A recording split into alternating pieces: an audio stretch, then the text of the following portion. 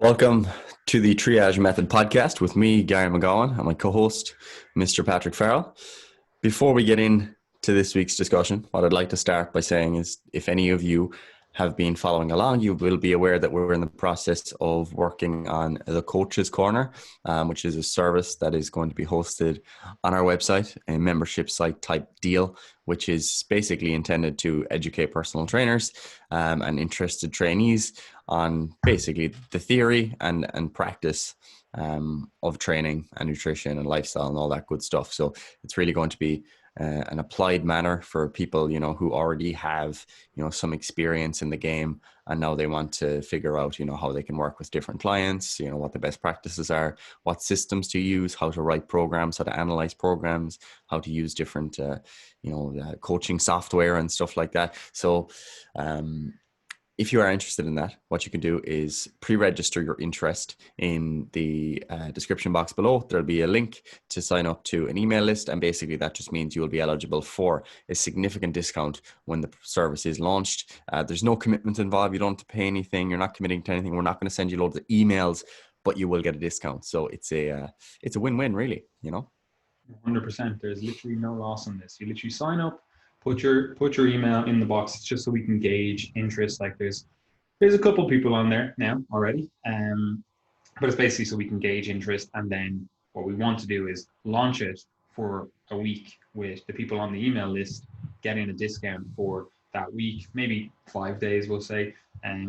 But the discount will be you'll be able to use that discount for those 5 days. So you still, even when you sign up, you can just forget about it. And then when you get the email, whenever it launches, like we're hopefully in about a month's time to be able to launch it.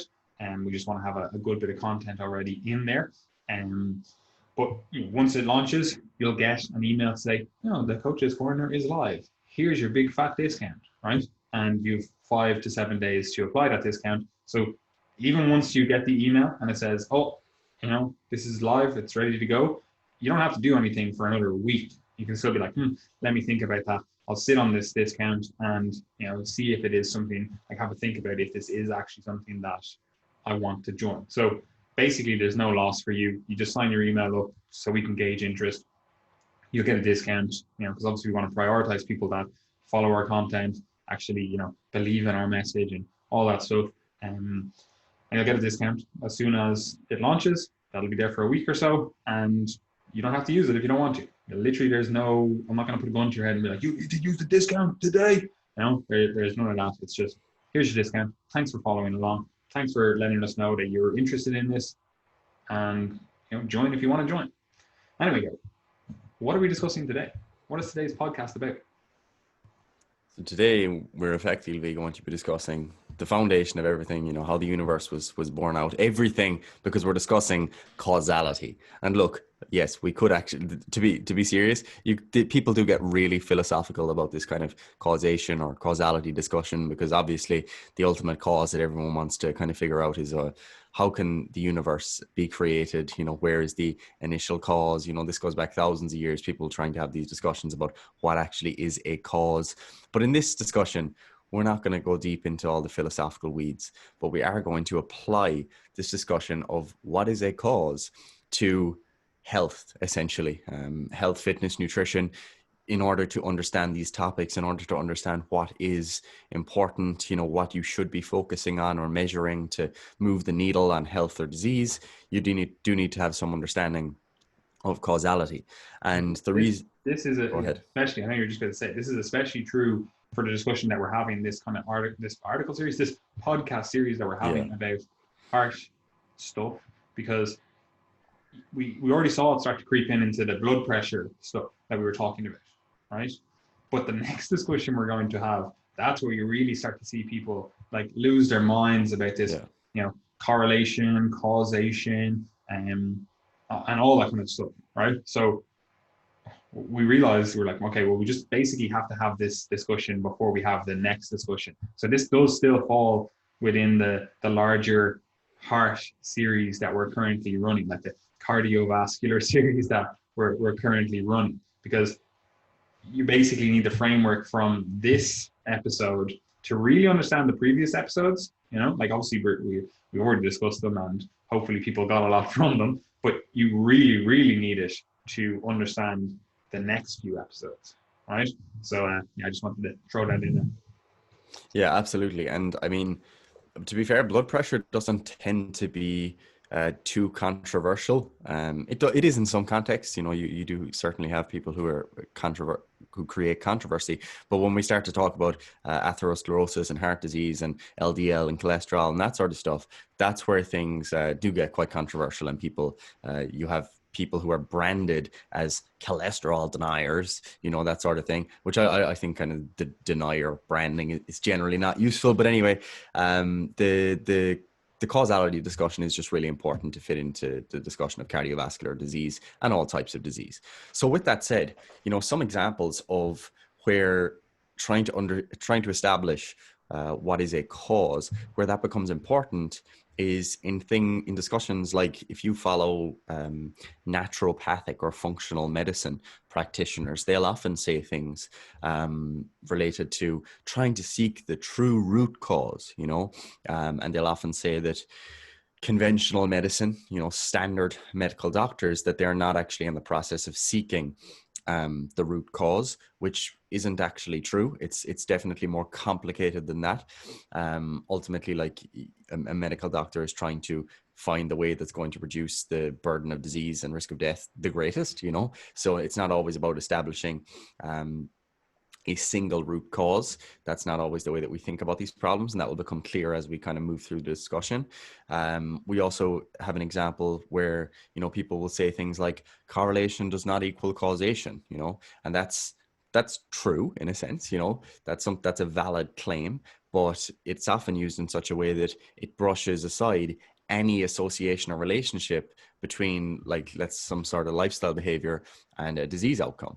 And if we don't have a framework that we can use to figure out when we see a relationship and whether or not that is causal, if we don't have a framework to work through that, then we don't actually end up any closer to the truth. We just end up brushing everything aside, you know, and we just end up in this kind of nihilistic perspective of, oh, it's all just relationships. We can't find any matters. Everything's just spurious correlations. You know, that's not a helpful way of us to work through these problems. And then again, like an example would be, you know, people with excess body fat, high cholesterol, high blood glucose, high blood sugar, high blood pressure, they have higher rates of heart disease. But what's the real root cause? You know, that's the kind of question that we get at when we start to talk about root causes, because you see all these things that are clearly increasing someone's risk.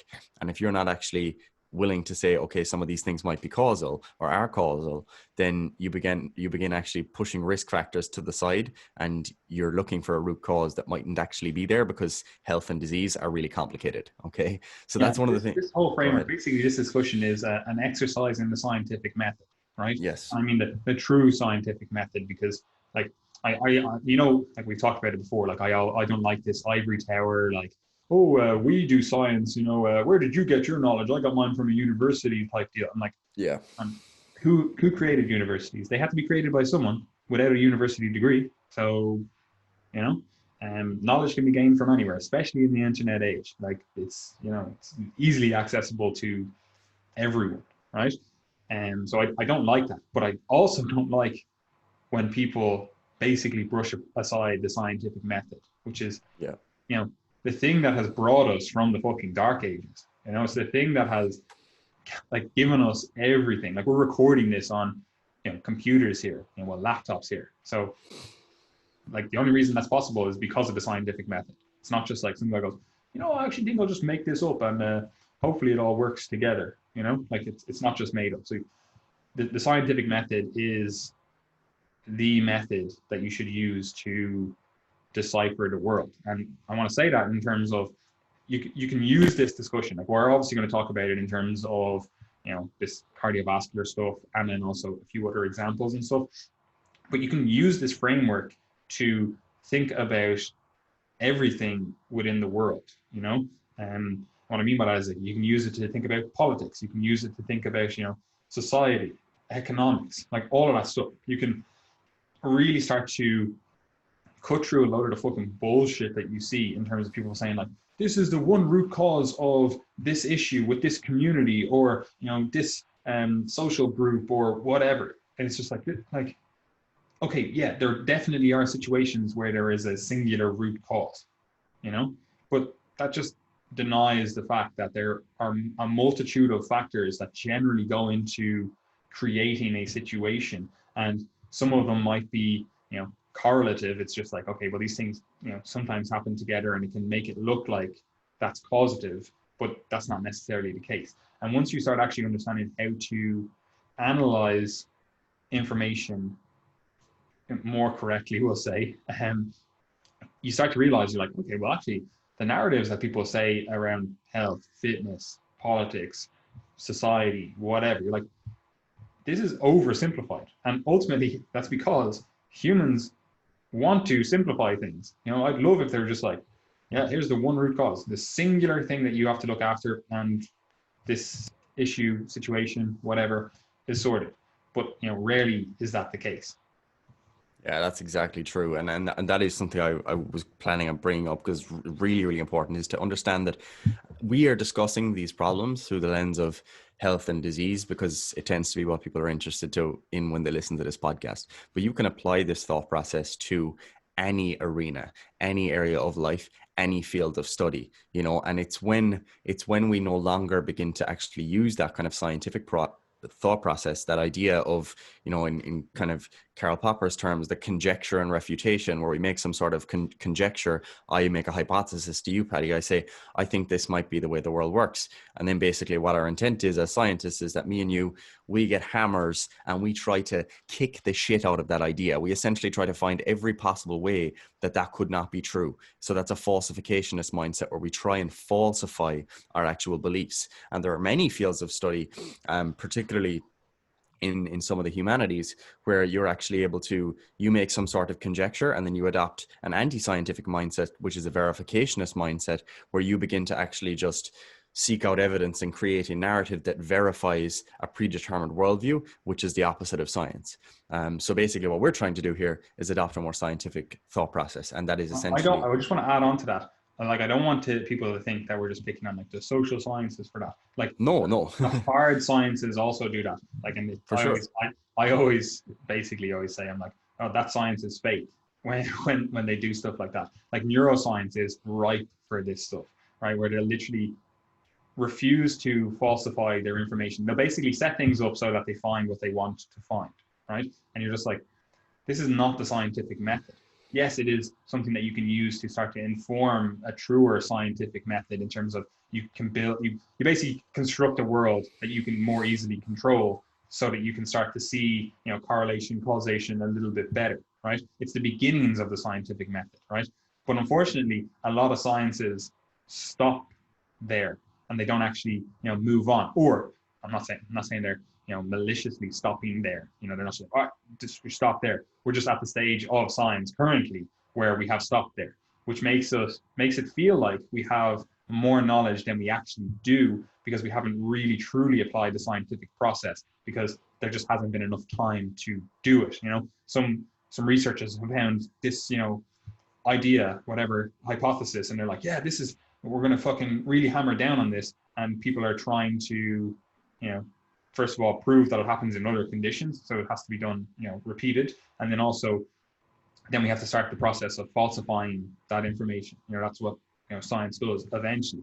But unfortunately, you're always going to be in this case where you're kind of chasing yourself, where there's a lag between, we've discovered something, you think, between this discovery and then when it's falsified, or, confirmed, as much as confirmed can be confirmed, with the current level of knowledge that we have, So I don't want people to think that we're just going, oh, it's the social sciences. It's the sciences, sciences, the hard sciences as well, because that's how you start. Like, effectively, you can see why people get into this mindset of like, oh, the scientific method is shit because, they got this wrong or they got this wrong. But it's like, that is the scientific method, where it's like, let's generate a hypothesis.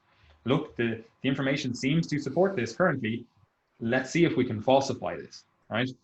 Now, as I said, some sciences, social sciences, we said earlier on, can just end there, and it almost looks malicious, but eventually, and especially in the harder sciences, where the empirical evidence has to support the information. It does eventually slowly get weeded out. But unfortunately, we get caught in that lag time between those two events, and that gives, to the outside world, gives science a bad name. Yeah, absolutely. And the exact same thing is true in physiotherapy, in medicine, in nutrition, in any field you are going to have. Like obviously there's an incentive structure there, especially if you're trying to make money and if you're trying to do so maybe in private industry or something like that. If you have your own business and you're trying to create some sort of science-based approach, it's very difficult to actually, look into the hard sciences and create and try to say, all right, how can I actually find a way that disproves everything that I'm promoting?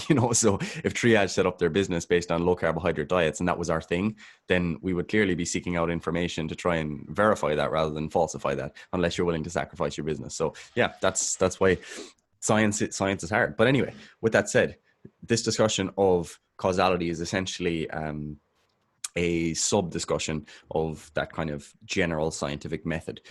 They're intrinsically linked, and we'll be able to illustrate that as we move through this conversation. So one example of where you can start to see why we should be thinking about causality or causation is in the case of, like, this is the classic thing that's kind of taught if you pick up an epidemiology textbook, or if you've ever taken epidemiology in college or whatever, they'll probably give you the example of cholera, because John Snow, who was basically the father of modern epidemiology, as they say, he was working on the problem of cholera in London during the 1840s and 50s.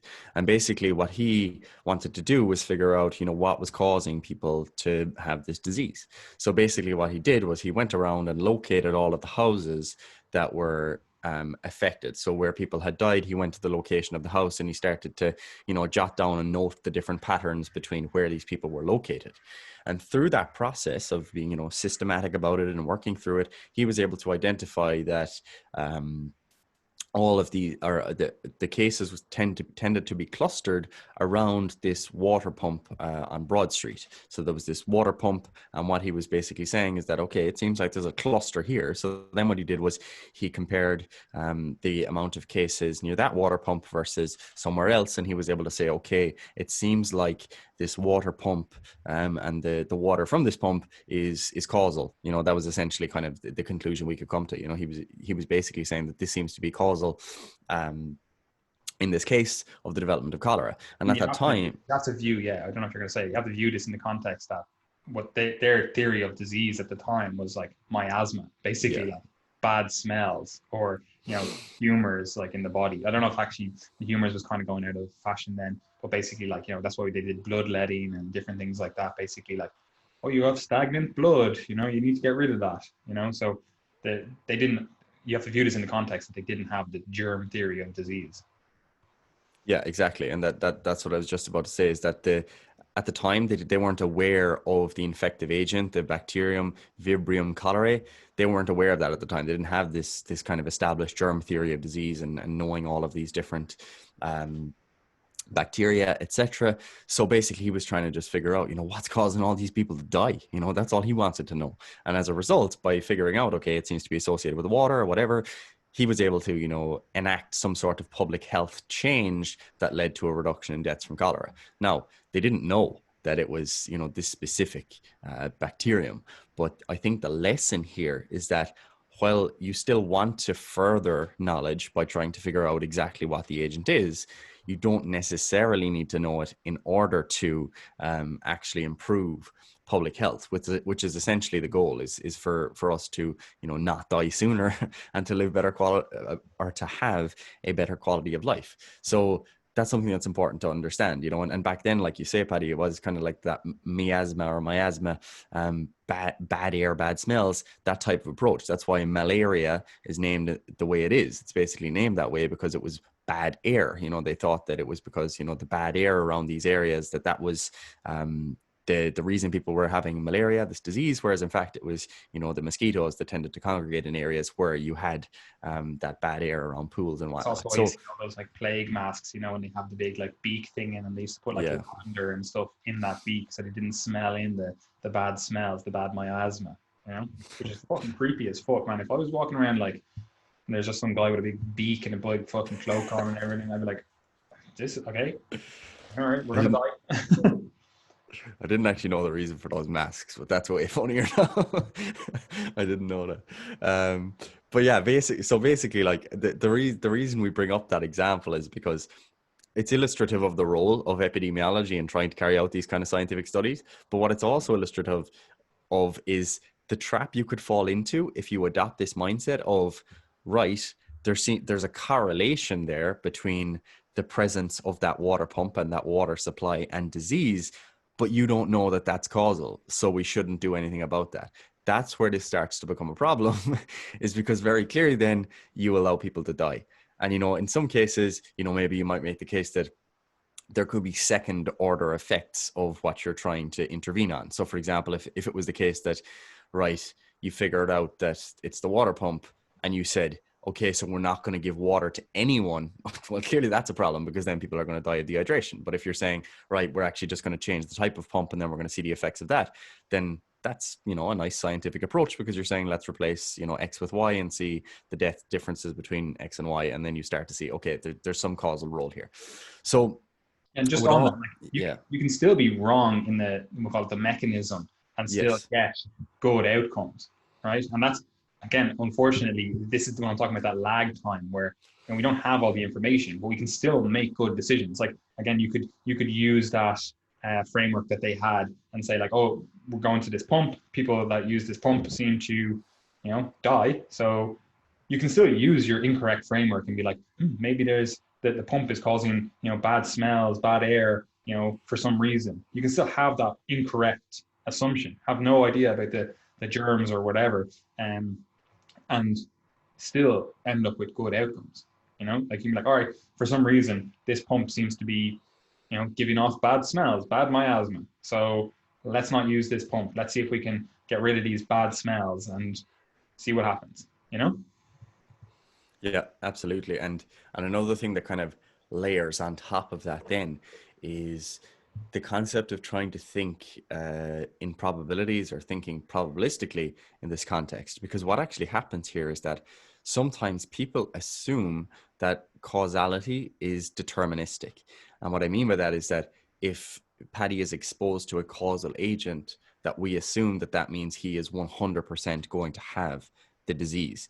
And that's like that might be true in some contexts, but in a lot of the time, particularly in the discussions we're trying to have, and this is where we're going to move to, because we're talking about infectious diseases there, but when we start to talk about non-communicable diseases, so non-infectious diseases, things like cardiovascular disease and diabetes, etc., this is actually where it starts to become a little bit more complicated, because most of the time we're not talking about things deterministically. So if we have a sample of people, let's say of 1,000 people, and in that 1,000 people they all have high LDL, right? If we see in that population that 300 of those individuals had heart attacks and 700 people didn't have heart attacks, then if you were thinking in terms of like in a deterministic sense, you might say, well, clearly LDL is not causal because 700 individuals did not have heart attacks, so it can't be causal in the development of heart attacks or the occurrence of heart attacks. Whereas that's actually not the right way of thinking about things. So where we would want to actually take this is to say, okay, let's begin to gather up two populations now. So one population, the same 1,000 people, 300 heart attacks. We're going to get a population then who have low LDL, so low or normal. And then we observe that those 1,000 people, that they only have 100 heart attacks. So now what we can see is that, okay, there's triple the risk in that population of having a heart attack if you have high LDL versus if you have low or normal LDL. So in that context, that begins to hint at a causal role of LDL in this particular circumstance. However, that's actually not enough. And this is something that's important to understand when reading scientific studies, is that relationship in that context, and I'm just using these as fabricated numbers, by the way, these aren't like actual risks.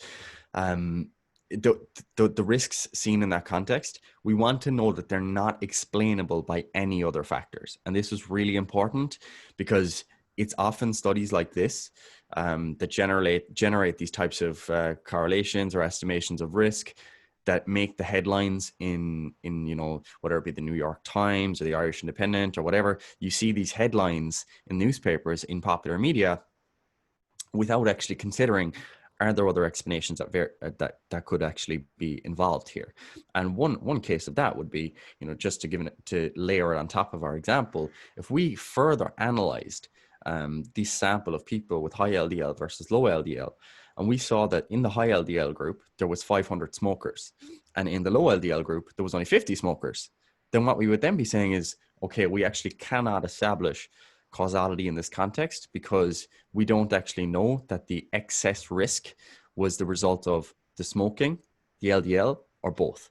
And in the real world, in actual scientific studies, people would try to adjust for that. So epidemiologists, if they were carrying out this research, they'd want to adjust for things like smoking status, for the presence of other diseases like diabetes. They'd want to adjust for body weight and all that sort of stuff. So then by doing that and by working through that process, they'd be able to establish whether or not LDL was causal in this actual relationship. So that's important, guys. That's really important to get, because when we start to break this down, you do have to realize that it's not just a relationship between two variables without correcting for other things. You also have to ask yourself, was there a potential, source of bias? Is there a potential source of bias in the relationship that you're observing? Because this actually comes into your everyday life as well.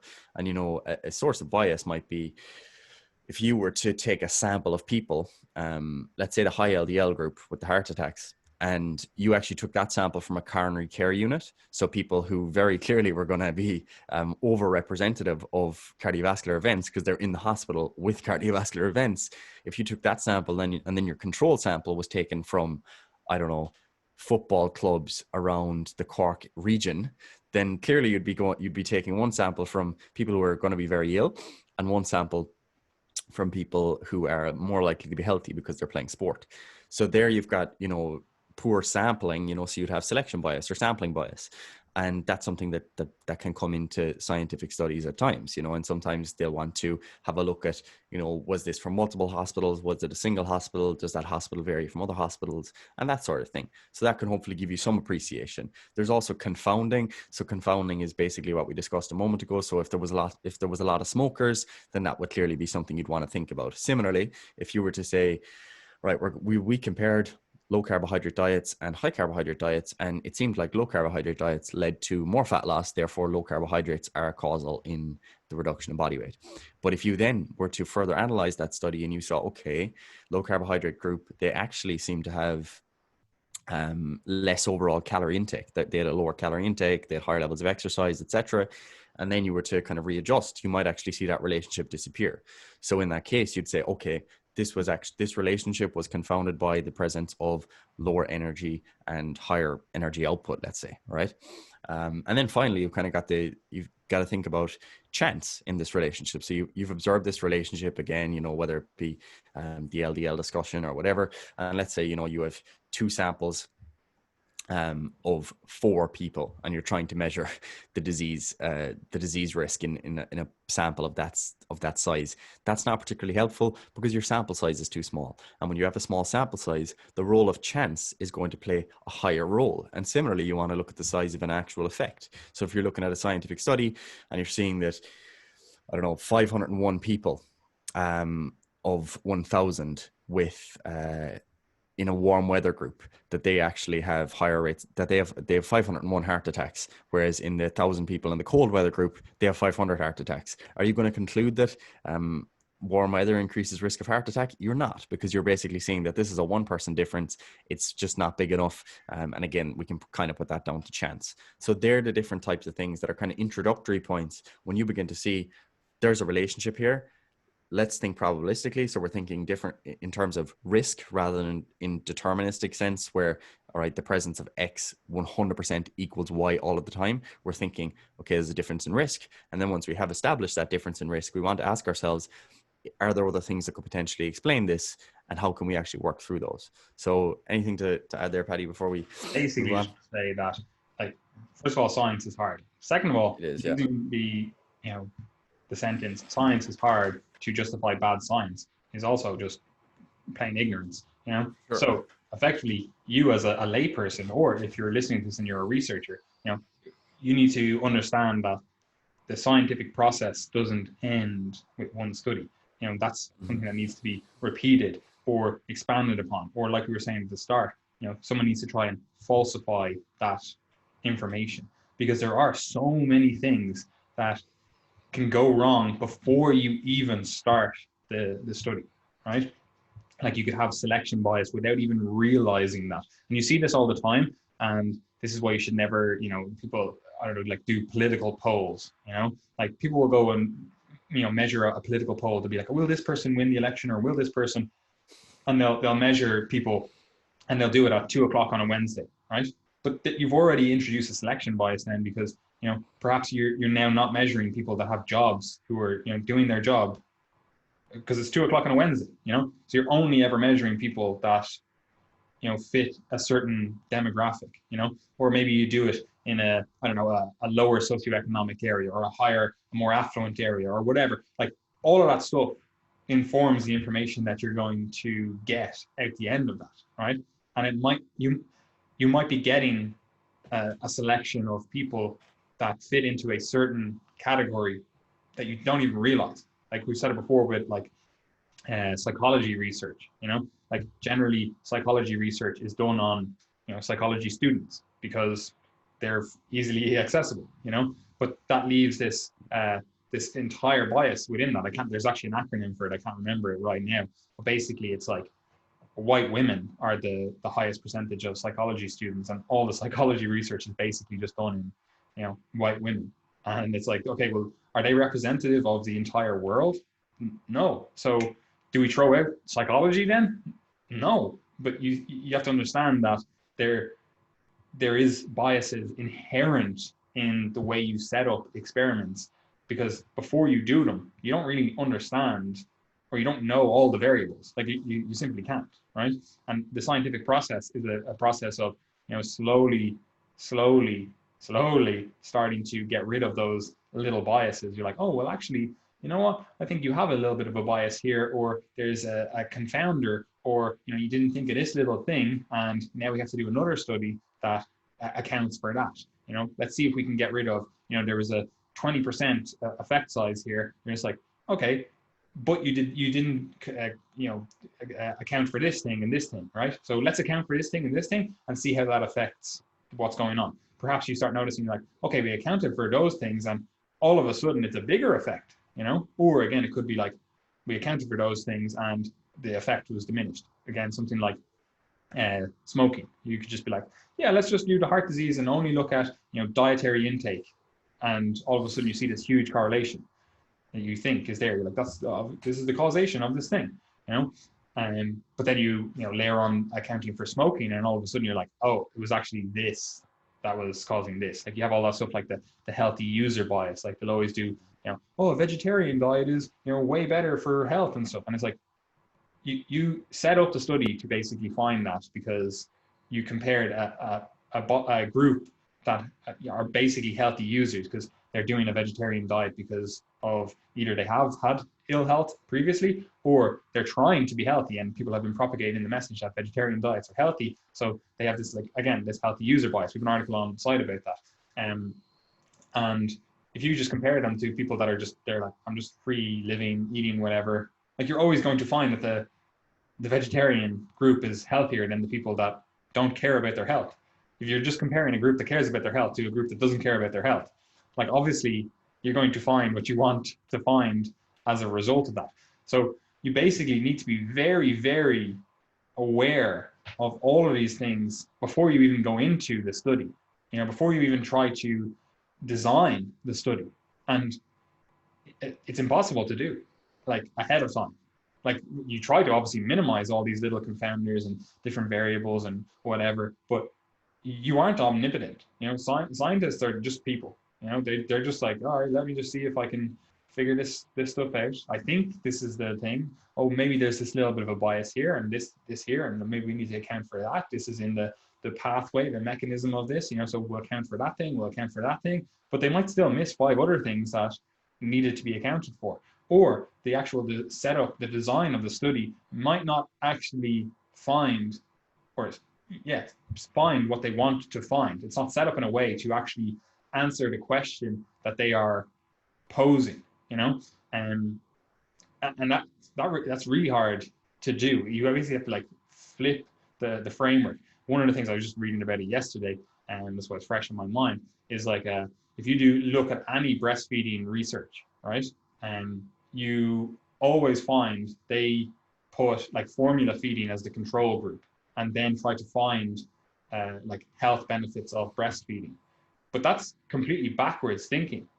You should be doing it the opposite way. The control group should be breastfeeding because that's the quote unquote natural way. And then you should be trying to find health benefits or negatives from formula feeding.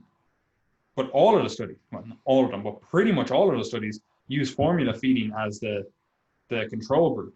So using that setup, it's very hard to actually answer questions that you may have about breastfeeding, right? But that just comes down to the way the study is designed, because they're trying to find something that they want to find, you know? But anyway, that's just a complete aside. But basically what I'm saying is the scientific method eventually figures this stuff out. But unfortunately, we get caught in this lag time, and that makes people crazy. Yep, I have no opinions or thoughts about breastfeeding because I don't really know much about breastfeeding. So I'm just going to trust your thoughts there. With all that said, guys, we're kind of getting a little bit into the weeds of the kind of the scientific method and scientific studies and that sort of stuff. But what I want to do is actually bring it back to the discussion of causation and causality, because as I said, it's kind of a sub discussion of science and the scientific method in general and study design, etc. And I think this definition by Ken Rothman, who's an epidemiologist himself, his definition of cause is quite useful when we're starting to think about the relationship to disease and ill health. And he says that any event, act, or condition preceding disease or illness without which disease would not have occurred or would have occurred at a later time. So that is his definition of cause. And that is, it's quite a broad net in that it's not focused in on a single root cause, because like a lot of epidemiologists would refer to that kind of root cause mindset as being pretty much a naive idea, a naive perspective of causation, because if that's what you're solely looking for, then you're going to miss, a lot of other things, because, when you're talking about cardiovascular disease or any type of lifestyle disease, you could say, you're generally going to be discussing multiple different things convening together and contributing to risk, so that there could be psychological factors, such as the presence or absence of depression, that could be playing a role here, that someone's sleep is playing a role, that the amount of saturated fat in the diet might be playing a role, their blood glucose, etc., that all these different things are affecting one's physiology in such a way that it precipitates disease. So if you were to try to convene in on a single root cause, which basically ends up being like a mechanistic thing, a lot of the time you're actually kind of just missing the bigger picture. You're missing all the things that you could potentially be trying to adjust and that are playing some sort of causal role, because your kind of root cause mindset is just too narrow. So you don't want to adopt that kind of naive thought process. You want to broaden it out a little bit, broaden the net a little bit, and then you can start to get an idea of what could move the needle. And to do that, you need to be able to differentiate between the actual mechanism of the disease or mechanisms and the actual causes. So I think that is an area of confusion. And when we start to break down how we define causality and establishing if something plays a causal role, the Bradford Hill criteria are quite helpful here.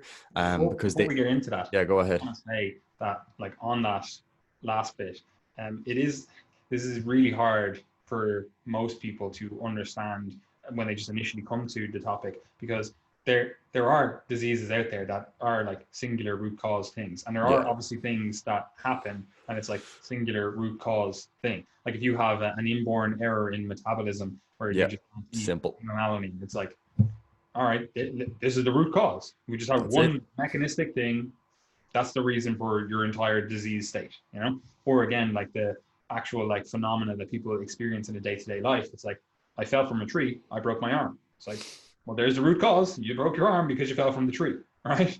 But obviously you could start to layer on other things on top of that. Be like, well, why were your bones so brittle? Like you can start going way down the rabbit hole with that stuff. So it's not technically as clear cut as the inborn error in metabolism. you just have some genetic abnormality or difference than the quote unquote normal that causes a disease state, right? So it can be very hard for individuals to everyone wants there to be this one root cause, because it's so much easier to view the world in that manner, where it's like, I just look after this one thing and everything is sorted. Like, obviously that's a way better worldview, or sorry, a way easier worldview than going, yeah, this disease state is multifactorial. There's X, Y, Z, and this and this and this that you have to look after, and we're going to have to do this, this, and this to treat it, or prevent it, or whatever. Like, that's not as sexy as going, boom, singular cause. Yeah, it is complicated. I mean, there's many different ways that people try to subclassify causes, and all that sort of stuff as well. And you can look at Rothman's causal pie model. I think that's quite a useful way of looking at things, and you can get a breakdown of what's necessary but not sufficient, necessary and sufficient, etc. So there's lots of different ways you can break down causes. But the point here being that yes, there's somewhat of a hierarchy in that you might consider calcium in the diet and falling off a tree to be clearly qualitatively they are different in terms of contributing to risk of fracturing your femur. So understanding that there is some sort of hierarchy and that we can differentiate between them, I think that's helpful, because I think that's where confusion arises sometimes when we say cause, and if we're all thinking about it as being different things, you think I mean mechanism, whereas I'm saying contributes to, accelerates the progression of, etc., then we're going to be on a different page. So with that said, I think the Bradford Hill criteria can be quite helpful here, because they actually allow you to work through a lot of different problems. And I think that this actually extends beyond health. I think thinking of the world in this way is actually quite helpful. And the first criteria that they suggest, which is probably the most important, is temporality. And that means that you want to be able to know that the cause preceded the effect. So that if I observe that something happened and I'm saying that X was a cause, I want to know that X actually took place before the event happened. Okay, because if it took place after, then that's essentially, it could be reverse causality, or it could be totally irrelevant. So an example of this would be something like, in one of the blood pressure articles I brought this up, something like heart failure. So if you have someone who has heart failure, what can happen is that in some patients with heart failure, as their heart begins to fail effectively, their blood pressure can drop. So they can actually have low blood pressure as a result. So if I took a sample of individuals with heart failure and I happen to get a sample of the people who had low blood pressure, that subtype, then if I do a cross-sectional analysis, so I'm just looking at those people at one point in time, what I might see is that they have low blood pressure. And then if I was to have basically a naive understanding of causation, I could say, all right, it seems like low blood pressure causes heart failure, whereas what you're actually looking at there is some degree of reverse causality, because what actually happens is that it's high blood pressure that increases risk of heart failure. But as you actually the pathophysiology progresses, so the heart begins to fail, the blood pressure can basically drop because you're no longer able to compensate. You're not able to keep the heart working at the level that's required because of the damage that was caused by high blood pressure all along. So that's important, because you could actually be led to the opposite conclusion of what is true. And as I'm sure will come up in the discussion about atherosclerosis and heart disease, another example of where this pops up is in LDL playing a causal role in cardiovascular disease. Because what some people do is they'll point out these some studies that show low LDL increasing risk of all-cause mortality, of your death, basically.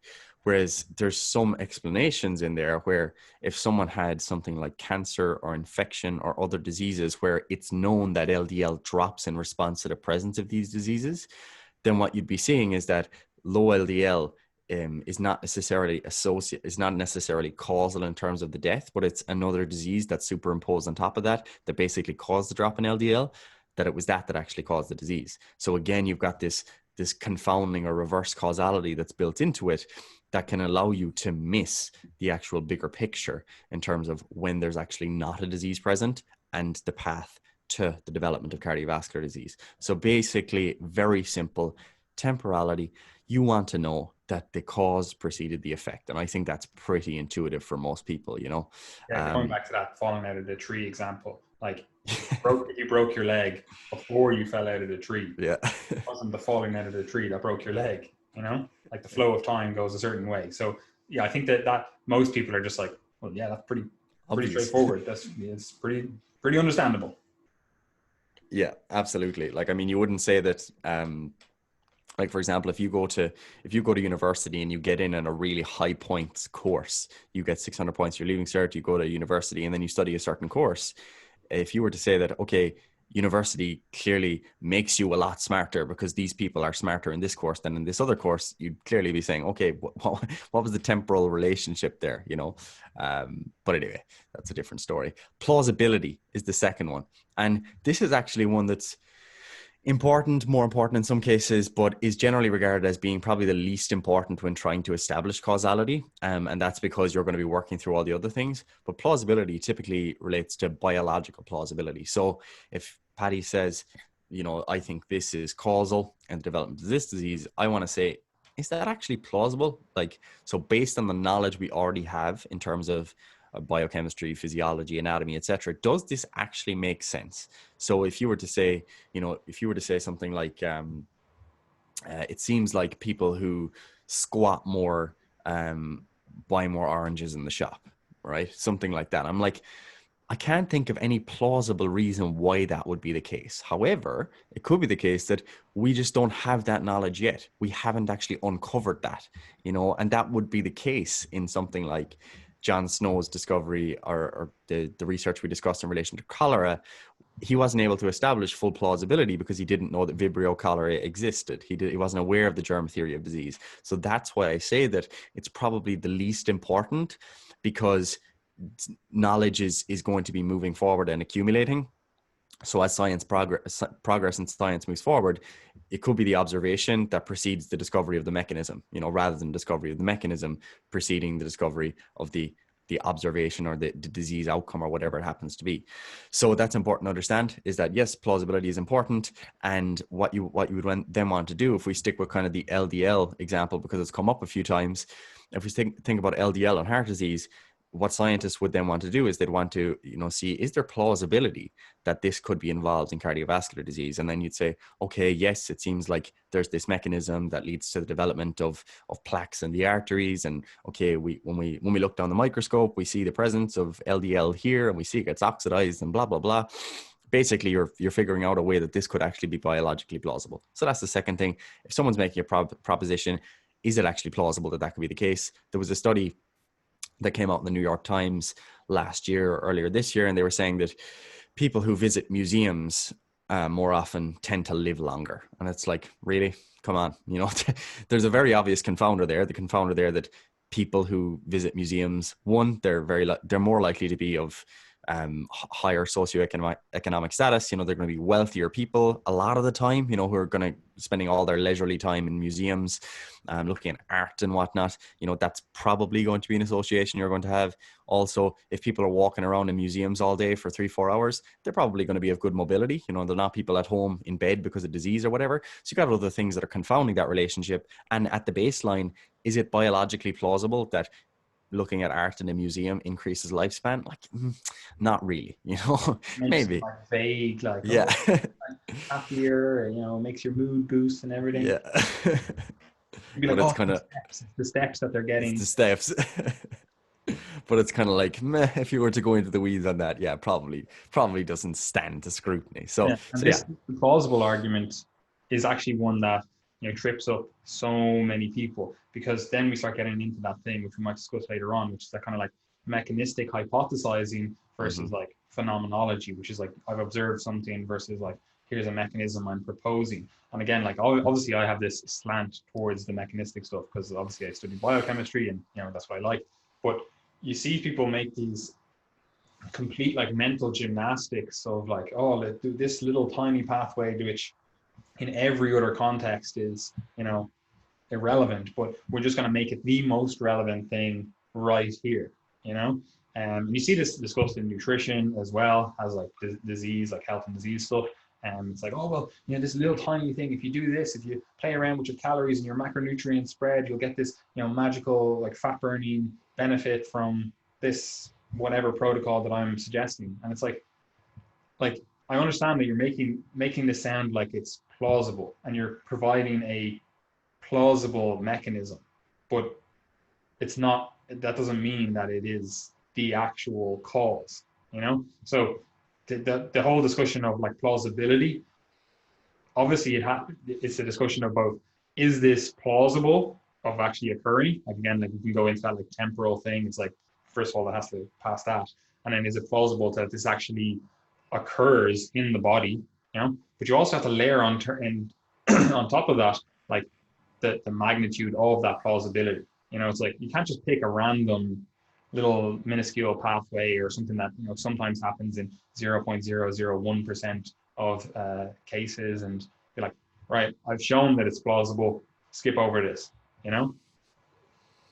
Yeah, absolutely. So they're kind of they're the two ones that kind of warrant those little bits of nuance, because temporality, as I said, most important, because if you don't have that right, like no point even moving forward, and plausibility being the other one that's quite important to consider, because it mightn't actually be important at all, and in some cases it is, of course. So yeah, is something plausible. Then the other ones are consistency. So as you said earlier, Patty, is this observed across multiple populations? So if we do one study and we see X outcome, but then all the other research is basically the opposite. It's like, all right, this doesn't seem to be a consistent effect. It's not reproducing when we reproduce this study in different populations or in different circumstances, so you might want to do a study in people of different weights or that eat different diets, different ethnicities, etc. Is this a consistent effect? And if it's not a consistent effect, might we need to subclassify this further, so that the effect could be different in people from Ireland in our climate and people from Sweden or something like that,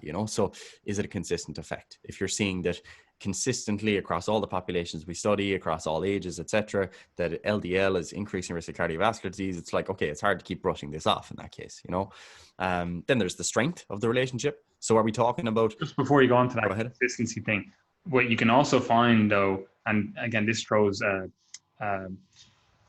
spanner in the works, is that you'll find populations where your observed research isn't consistent. And then what people will do, and they'll go, look, see, we found this is clearly not the case. There's something else going on. It's not this thing because I found this one population that, it's not the case, right? And you can understand how that would be a normal reaction. If you're like, this is the mechanisms that happen and this is the cause, and we observe it across all these populations, and then someone comes out and goes, well, I actually have this population where that's incorrect, right? You can see how people would be like, all right, so obviously let's get rid of that theory, it's incorrect.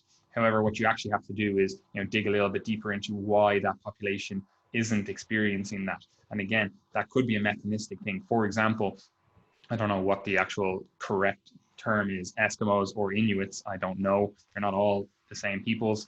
I'm going to presume Inuits because that's what they always call them when I read my Viking books. So I'm going to presume it's Inuits.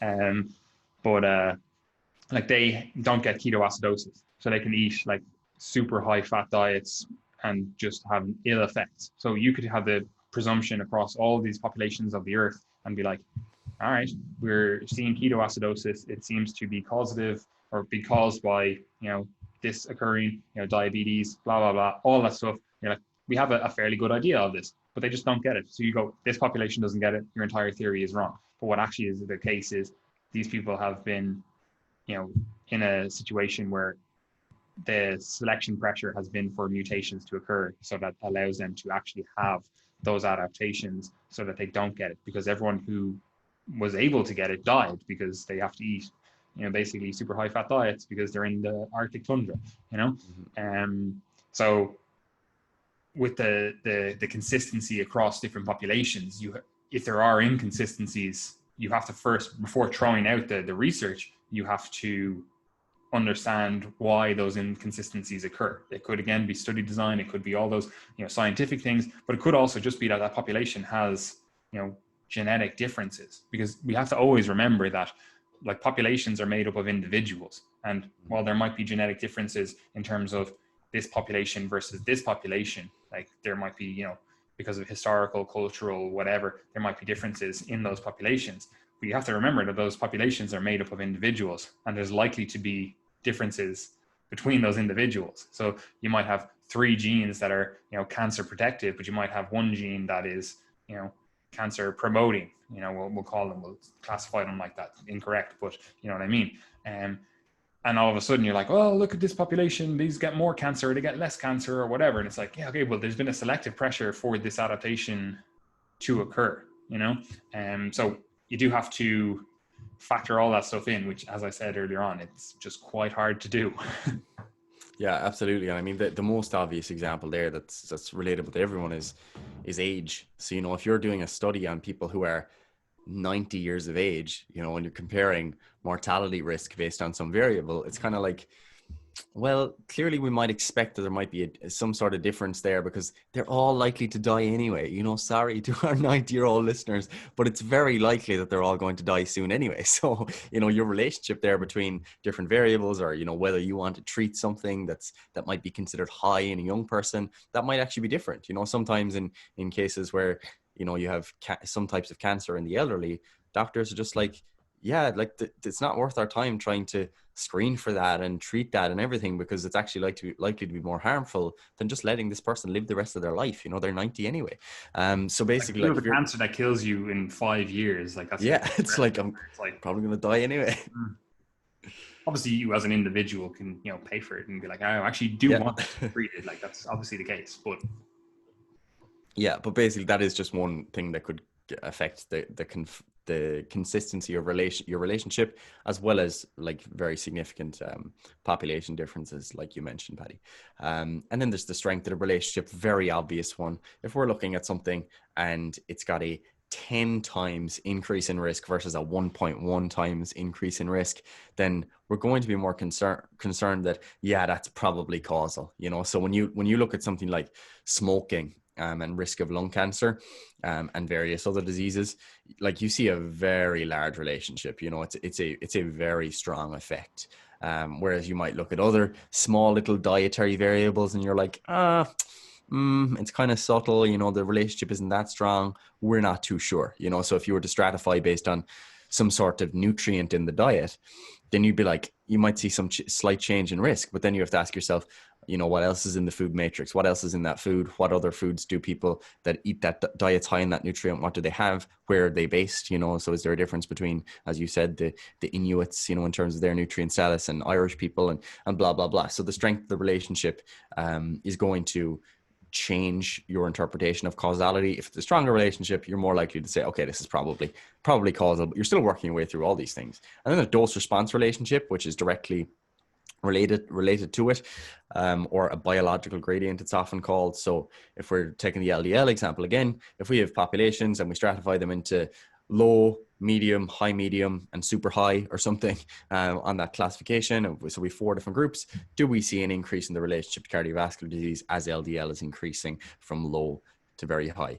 And if we see that dose response relationship, that biological gradient, then we're like, okay, you know, that seems to be causal. And it's not always the case that those relationships are like directly linear to be causal. They can be like non-monotonic. You can have types of responses to different disruptors and chemicals, etc., that basically kind of go up and then go down and then go up again. So you can have different relationships to how people respond to drugs and different exposures, etc. But basically the point there being that if we're seeing this dose response relationship, we're again increases our suspicion that this might be causal.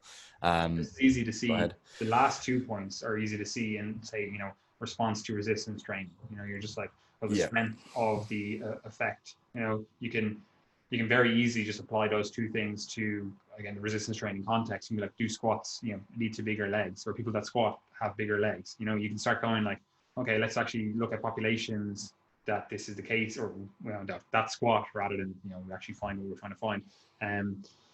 But you start looking at that and you're like, okay, so there does actually seem to be a rather strong correlation between these 2 things. Perhaps it is causative, you know, and it's like, it does seem to be somewhat of a dose response. It's like these individuals have been squatting, you know, 2 times per week for 10 years. There does seem to be some sort of like dose response type deal. And you're like, we can probably, you know, presume that squatting leads to bigger legs. You know, like you can start looking at things like that in terms of like, you're like, there seems to be the correlation here. Is it causative? You know? Yeah, and like I mean that's also the case with, you know, a lot of nutrients and things like that. You know, you could say that, you know, having, if we say that vitamin A is bad because someone died of vitamin A toxicity from having too much vitamin A, that doesn't mean that Just on that point, just don't eat polar bear livers if you don't want to die of vitamin yeah. A. Yeah, I came across some study the other day. I think it came in my inbox, whatever it was. It was some weird type of organ from, no, some weird type of colorful fish or something that was really high in vitamin A, and it was like a case report of some guy who ate this random fish, and it was I think it like had scales and everything. Like, man, why did you eat that? But anyway, I basically, thought it yeah. was and fish safety.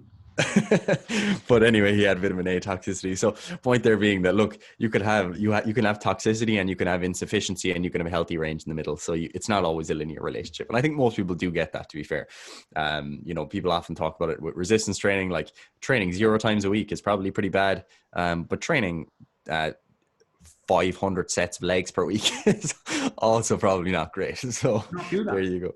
Yeah, well, obviously. Then you have reversibility, and this is obviously a really important one when we talk about causality. Like my favorite example of this, because it's just ultimate skin in the game. Like, what a move the Dr. Barry Marshall, who basically proved that H. pylori, Helicobacter pylori, he proved that was basically the causal agent to the development of gastritis and stomach ulcers, and later on stomach cancer.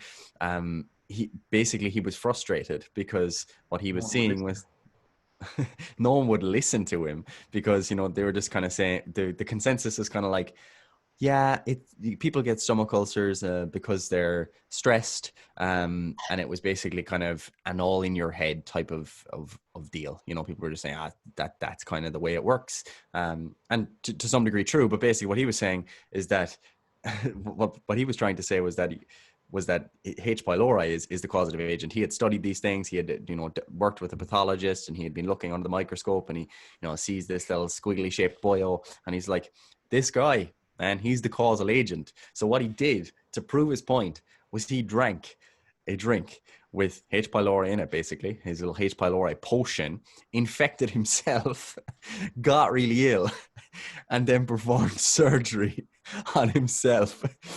What a boss. Like, but yeah, it was basically He treated himself as well with a pretty boss antibiotics. move. Yeah, sorry, that's the important bit. Treated himself with antibiotics, basically made himself get sick, and then basically took the antibiotics. So yeah, basically he was able to say that, look, this is reversible because I got better.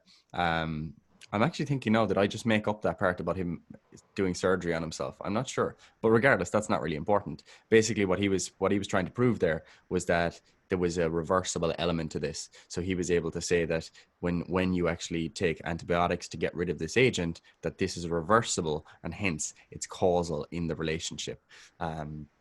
So basically, you want to be able to see that something is reversible. So if someone has high LDL and they develop atherosclerosis, and then they actually take a statin, some sort of drug that reduces LDL, or it could be a nutrition intervention that reduces LDL, does that reduce cardiovascular risk? You know, and if it does, we're like, okay, again, strengthening our suspicion that this is a causal relationship. And then Again, finally, yeah, go even at ahead. this point, you can be wrong, but still have the right outcome, right? It's Yeah. just the mechanisms, everything can be wrong and still have the right outcome.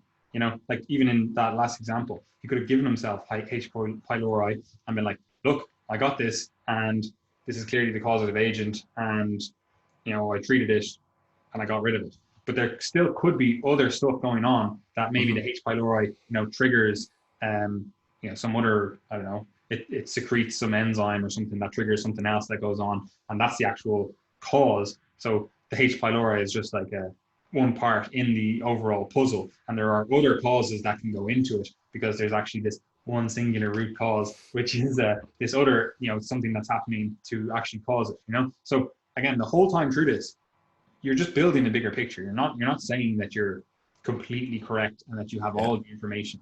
You know. Yeah, and that is important, because again, it comes back to the discussion of causes versus mechanisms, because like you can, like when you're talking about bacteria and stuff, causing disease, a lot of the time these bacteria, they basically produce certain toxins and stuff, and then it's the toxin relating to the cell within the gastrointestinal tract or whatever. And then you're saying, yeah, but that's still not the root cause, because technically it's actually this one little spike on the toxin. And then you say, okay, so what's the amino acid composition of that spike? And you basically just end up at quantum physics, eventually. But that's but clearly that's not a useful framework for health and medicine, because if that's always like where you're looking, you can't see the bigger picture. So you do need to be able to zoom in and zoom out. Basically, you need to have both understandings, because you build it with the H. pylori hypothesis here. You're like, boom, boom, boom, boom. And you're like, you get these people that are saying it's because of this little one thing, and it's this amino acid sequence, and it goes all down. And both of those things are important to understand. Right, because you need to have the fine detail of the mechanisms, as well as we'll call it the causative agent here, because what you might experience is other bacteria that do the exact same thing. So if you've already built up this understanding of the mechanisms, and you're like, right, it's because of this, and this that this end outcome occurs. Now you see it in a different context. You already have a better understanding of how to treat the issue. Maybe there's 5 different bacteria that we eventually discover that cause stomach ulcers. It's like, all right, well, we still know how to treat them because we gained a better understanding of this one mechanism that was occurring. Yep. Yes, sir. So yeah, basically you need to be able to zoom in, and you need to be able to zoom out, and you need to be able to look at the bigger picture. And that's kind of our whole point, is that causes reside at multiple different levels of analysis.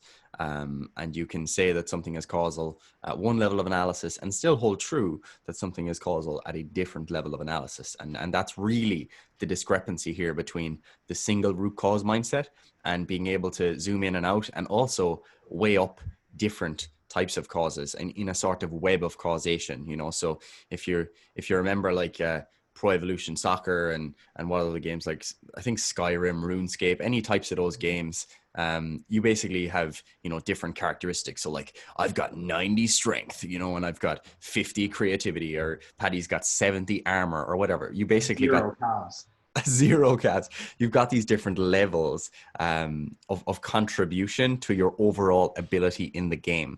And when it comes to causation and disease, again, you've got different contributions. So you could have, it's 60% genetics, it's 30% diet, it's 40%. You've got 40% on the scale of physical activity. You've got 90% on the scale of the presence of a particular bacterium, or whatever it happens to be. Basically, you're treating it in terms of a web. And then the final little element of that Bradford Hill criteria, just before I forget, we already touched on it, is study design. So is your study designed to actually find this? Like we said earlier, if you're looking at a cross-sectional study, cross-sectional means you're looking at one point in time. You're not looking forward, you're not looking back, you're just sampling a group of people who have a particular disease or whatever, and you're saying, all right, what's actually going on? What do they actually have? So we see, okay, these people have cardiovascular disease. They also play the piano.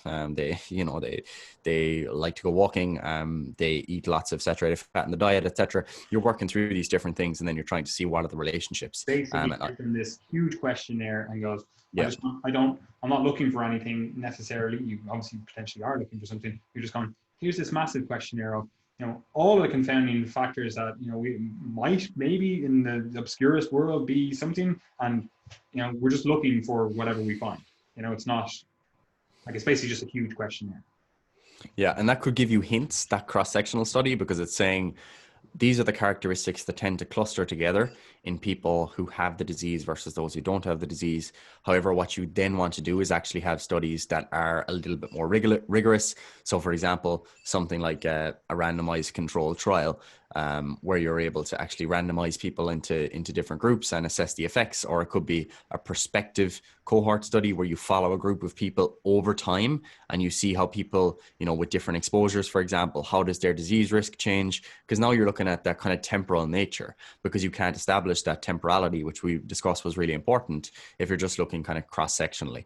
So you do need a bit more information. So that's just the study design stuff. On that as well, you'll see this in especially the study design, the cross-sectional nature one.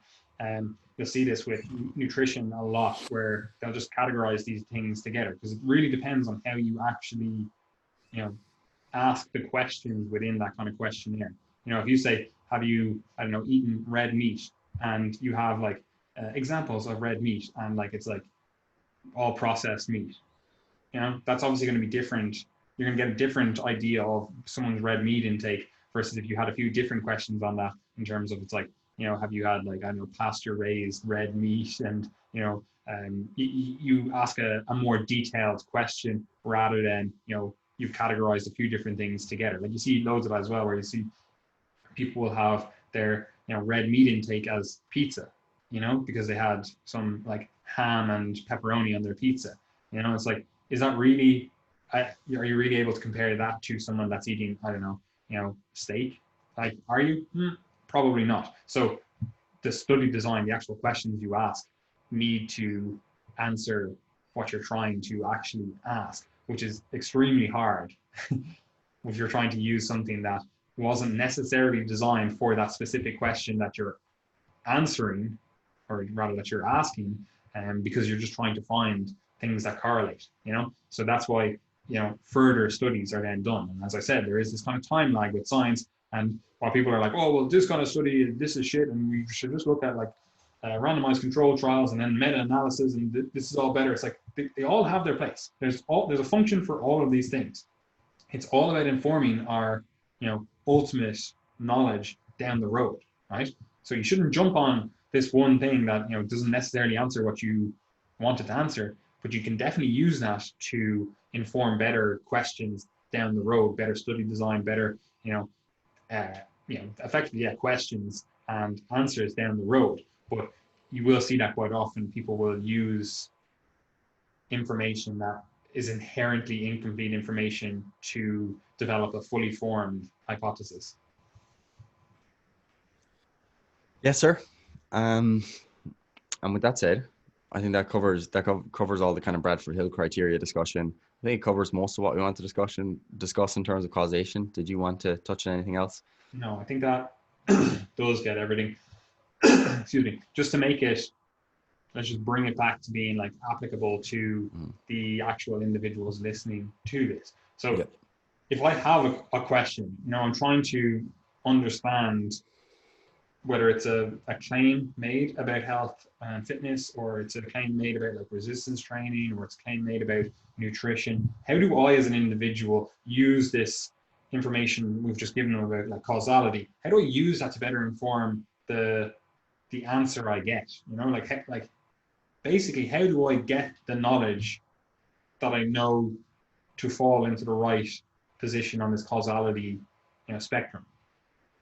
Yeah, like I'm not gonna lie, like a lot of this stuff is like, it does require a lot of work to work through and get like a true answer. Like if you're just going from like first principles and you're saying, I'm going to actually start with my PubMed search and I'm going to work through all the available research and I'm going to go through all these criteria, it's quite difficult to do that. But what I would say as a kind of a user of information, whether it be a trainer or as a trainee themselves, and you're trying to put this information into practice, like I would kind of use it as just creating a sort of healthy skepticism to be able to say that when you look at a claim, that you don't just, say, oh, because it was someone with a degree that said it, that you trust it, that would be my piece of advice. Don't just believe something based on authority, that you can actually use this information to try to understand how much you should be concerned about something. So for example, if you see a study that's in a newspaper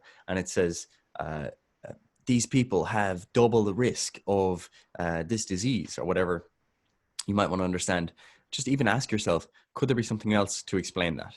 So could there be something else that's involved in those people's lives that could have contributed to their risk? Or is this thing that they're saying, is that definitely the cause? And if you have listened to this podcast, what I would say is that you should probably know that establishing causality it's complicated, but also not so complicated that we need to wait to find a single root cause. So if you're seeing all this information from people that says, look, you should probably eat vegetables for health, it's probably a good idea. You're seeing that by like the vast majority of people.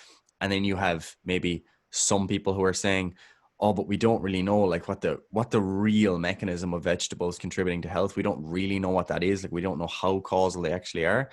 Be skeptical of that, because I would say that's kind of a naive approach to causation. And that's what we wanted to get across in this podcast, is that there's multiple different levels of causality. There's different things that are going to contribute to your health. And that even when it comes to thinking about your own health, recognize that web of causation type of framework. So recognize that it is a web. It's different things that are contributing to your health, and that you don't need to focus solely on one causative agent, whether it be exercise or nutrition or a particular nutrient, to try and preserve health, because it is ultimately all of these things coming together. So that's what I would say, is that if you can use that to understand that health is complex and lots of different things contribute to it, but also to form a sort of healthy skepticism when you are reading popular media or things that people are saying on social media, especially if it's something like, oh, look, researchers have just found this association between blueberries and cancer or whatever. You want to say, okay, is that plausible? Why would that be plausible? Is it a consistent effect? Is this a single study? How strong is the relationship? Are there confounding variables? Is this a temporal relationship? So did the people with cancer start eating blueberries because they were told that it might be healthful? Or is it the case that all these people ate blueberries all their lives and then developed cancer? So I would say that there's a lot in this podcast that can form healthy skepticism, for sure. There's also, like, ultimately, as an end user, an individual who's just concerned about their health and fitness, or again, someone who does coach people in their health and fitness journeys, like, you don't have to have all of the answers, right? Like, you can still make better decisions based on incomplete information, because that's ultimately what we're all working on. So while you think like science is this immutable, like it's 100% factual, like that's just not the case. So you should use it to inform your practices. But you were given an example before this, which I want you to go through in a second. But you can make good decisions with incomplete information to still get the outcome that you want, right? And I'm going to come back to that in a second, but I want you just to go through that one about sudden baby death syndrome, when they in the cots. Oh yeah, there was a case of basically there was an identification of sudden infant death syndrome, that it was increased because of babies basically being placed down in their cots on their stomach, on the front of their body in a prone position, and there was a claim then from someone, I can't even remember who it was, but it was basically someone turned around and said, well, we should actually wait and ensure we're aware of all the mechanisms that contribute to that increase in mortality before we actually start to intervene and make a change, which clearly is that kind of naive idea of causation, where you're so worried about all the mechanisms that you're not actually going to intervene and create a public health intervention that could save lives. So rather than just saying, let's pop babies around on their backs, you actually just leave them on the front, because you're like, oh, we don't actually understand all the nuances, so that would be similar to you saying, I'm actually going to eat a diet that's composed mostly of just lots and lots of junk food and no vegetables or fruits, because I'm just not sure that everyone's aware of all the mechanisms at play with diet yet. So I'm just going to hold off for another while, that you're not able to act in the world in the presence of uncertainty. So you have to be able to act in the world in the presence of uncertainty with incomplete information. Otherwise, like, you're just going to die, And you can see this again play out. I want to touch on two things. First of all, you can see it in like the COVID response by government. Oh, yes. They're literally just like, they don't know what's going on. Again, what are you going to do? You just got this random novel virus. It's like, see you later. People are telling you it's killing everyone. Of course, you're going to close down the country. However, as it progresses, you kind of go, okay, we had incomplete information. We're getting more complete information. Let's change our timelines. And we can argue, we can definitely argue, because I would be 100% down for that, about how fast they should have acted. After the fact that more knowledge is made. You don't have to have complete knowledge and be like, right, well, the mortality doesn't seem to be as bad as it was initially put out to be. You can then say, like, we should have just opened up the country. But you have to understand that, again, we're always working on incomplete information. Like, you as an individual, if the government can't work on, they're probably getting more information than anyone else. They can't work on, incomplete information. They're just like, we're just going to wait until we have the complete story. You can't do that if there's lives at risk. So you have to factor that in. So while I definitely am more pro smaller government, we do have to really keep in mind, like, we're all acting on incomplete information, and you're going to be wrong. It's the simple fact of the world, the universe, that you're going to be wrong about stuff because you just don't have all the information. Nobody does, right? But I just wanted to say more specifically for individuals looking to use information that we're presenting here in a manner that informs their decisions. What you can do, if you're still sitting on the fence about a certain topic, you're like, look, they're saying this about maybe, I don't know, blood pressure or heart disease risk or whatever. Again, like I was saying, like maybe you're like, oh, I'm not going to change my diet and eat fruit and veg because we just don't know all the mechanisms, and I'm just going to eat my junk food instead. Like, you can still move towards better diet practices in this example, with incomplete information. But you can still do so in a way that you have some skepticism, because what you can do very easily is, get proxy markers measured. Now, we're not obviously saying like you need to go out and get full blood panel and all blood work and do everything. But if you are concerned about a certain thing, for example, heart disease risk, and there's a large portion of doctors, scientists, etc., and they're kind of like, yeah, LDL seems to be playing a role within this. Here's the quote unquote healthy range for LDL. You can literally just go get that measured at a doctor's visit. See where you're at. See, okay, maybe I was thinking about changing my diet towards this intervention, and maybe you do that, and then you get it measured again. You're like, yeah, it seems to have improved. Like, you don't need to understand all the mechanisms to see that. You also don't need to necessarily get the measurements to make the intervention. I'm saying that if you're a truly skeptic, you're like, I don't really believe these people, like, you should still, if that's the case, then you should have more objective data to inform your decisions. And what you should definitely not do, and this is the only reason I brought this up, is move the goalposts once you've done those measurements. Because you'll see this all the time where, again, we're going to talk about the atherosclerosis and stuff, and LDL and all that kind of stuff. What you'll see people do is they just completely change the goalposts once they find a negative outcome from what they were trying to find. For example, they'll be like, yeah, saturated fat doesn't matter to LDL, right? And they'll get their LDL measured at the start, and then they'll get their LDL measured once they are eating 50% of their diet from saturated fat. And then all of a sudden they're like, yeah, my LDL is through the roof. But then they just change the goalposts and they're like, you know what? LDL actually isn't a factor in, atherosclerosis or heart disease or any of that stuff. And you're like, okay, can we just define this stuff first? If we're going to start moving the goalposts continually, because then you'll be like, all right, well, what is the factors? And then you'll measure those. And then they'll get those measured and see where they're at. And then all of a sudden it's like, oh, well, those ones actually don't matter as well because they're in a negative, quote unquote, place. And they start making all of these different claims around it. They basically just keep shifting the goalpost and keep shifting it. And it's like, we're just chasing, a ghost here, because as soon as we say this is, correlative, or this seems to be in the causative pathway, or, that basically you're like, this is the quote unquote known knowledge. And then we start measuring things within that, and you're out of the range or out of where we think it should be. And obviously there is a range. Again, we're talking about genetics, individuals, there's going to be differences within that. But if you're just out of the range for no reason, except that there is a reason that you're doing an intervention, you're doing something that we know in most people causes this outcome, you can't just keep shifting the goalpost, Yes, sir.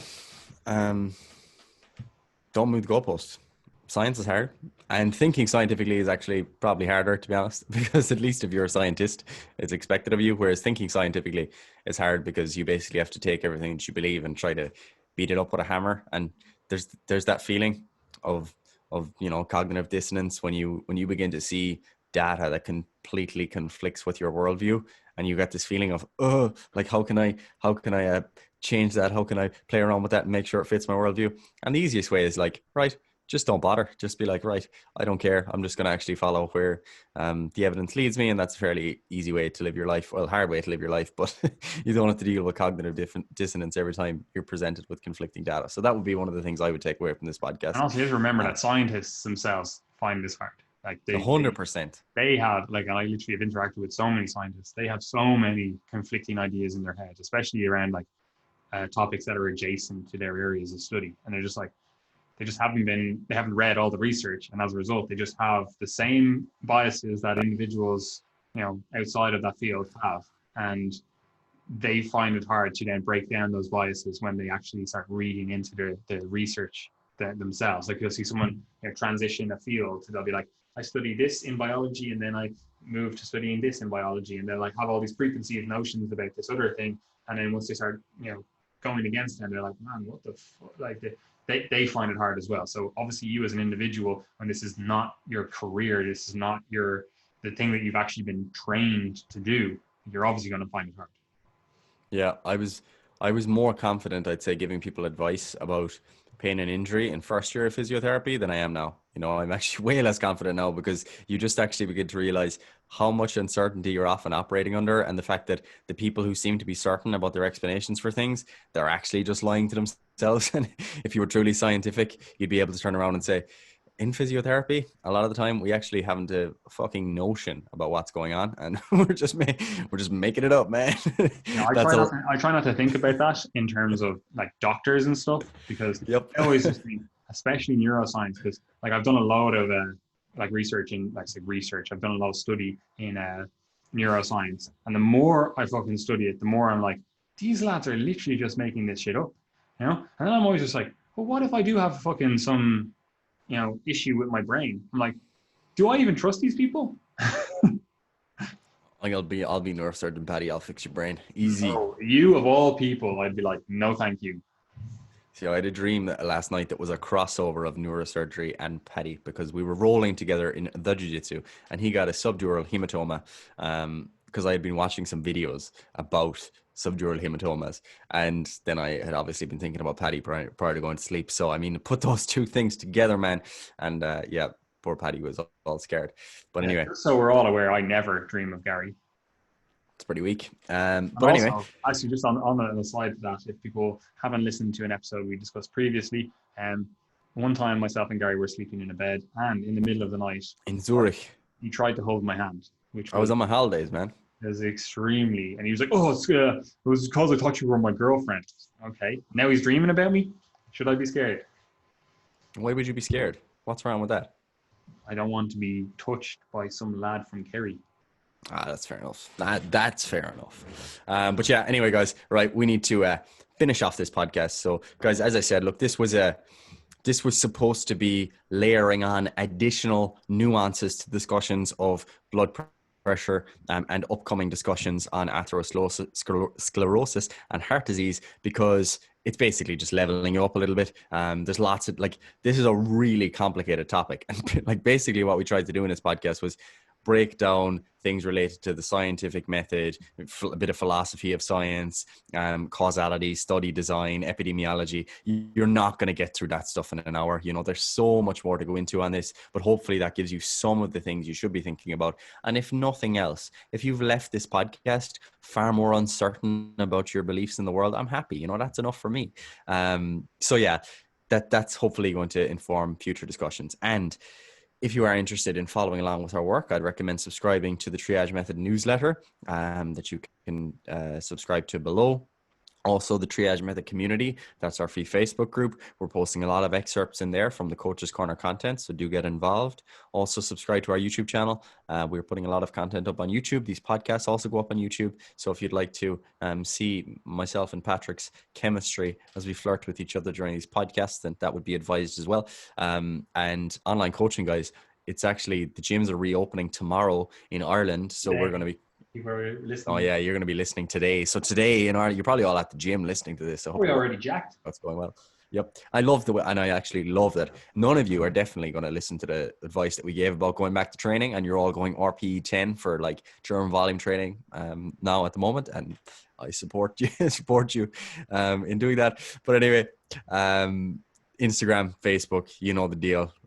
Follow us. You know, we are actually putting out some more stuff on Instagram. We're going to use it a little bit more because we have been advised to do so from the people within our Facebook group. So just going to make more of an effort to, you know, put out a couple of clips from the podcast, even some of the stuff from the Coach's Corner we're going to post over there, and also some more article summaries on there as well. So yeah, that's The that. best place to reach us is definitely still the email newsletter.